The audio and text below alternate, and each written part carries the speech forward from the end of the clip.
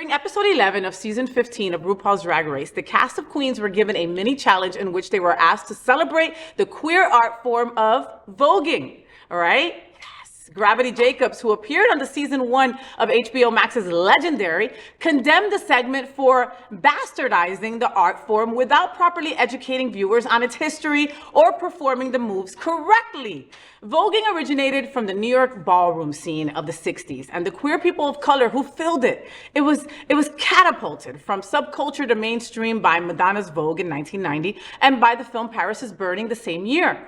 Jacobs said, quote, "Drag Race capitalizing off inaccurate narratives of Vogue and ballroom is nothing new, but this one is about as blatant as they come," end quote. Should artists stick to the original form, or creative liberty for entertainment is possible or not?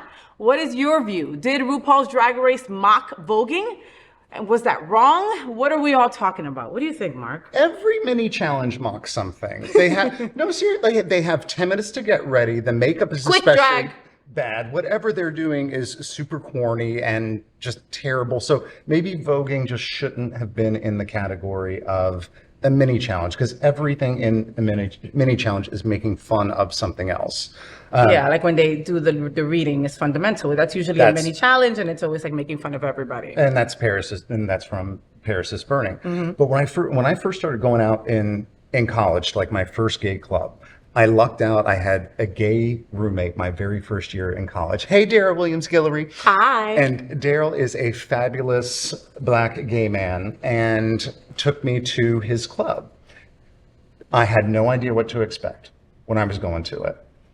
I had bleached blonde hair, wore a white t-shirt, white jeans. I mean, I was looking about as white as you could be. And like Eminem during that weird time of his? Oh, yeah, but like a surfer version of that, which is even weirder? Even weirder and whiter.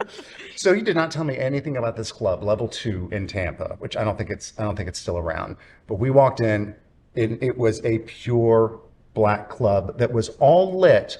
The entire place was lit. And what kind of light would you think, Faye? What color? Black light. Okay. I glowed. No one You look like a walking bitch, glow stick. I had a queer aura around me that was so insane. But I'm sorry. That's hysterical. That part was Where's just... Mark? Hold on. There. Oh, yeah. Wait, he's walking. He's walking. He's lighting up the room. You could see me in the bathroom with the door closed. Seriously. Oh, my God. But that was my first exposure to ballroom, was going in and seeing the walks and the categories. I have an immense amount of respect for that. But I do think that people are kind of crapping on RuPaul a little bit here. Because you would not have the exposure, I think, that ballroom has. Have you seen the show Legendary? Of course, I love Legendary. Legendary. I don't think that show would have happened without RuPaul's Drag Race either. So it wouldn't. And we wouldn't be having this conversation about it if it wasn't for that. RuPaul. So I think you got to have a little bit of a sense of humor with it. Yeah. So I'm not a little bit of understanding, because I recall that Madonna got shit also for it. A ton of shit. And the reality is that many people would have never even known what the word Vogue meant if it wasn't for Madonna putting out that song. And they're very upset about like kind of the names of certain moves being changed, but language does evolve. Yeah. Like what they call the shablam now was shablam. It's shablam. A death drop. The shablam, aka death drop, which is really a dip in ballroom language.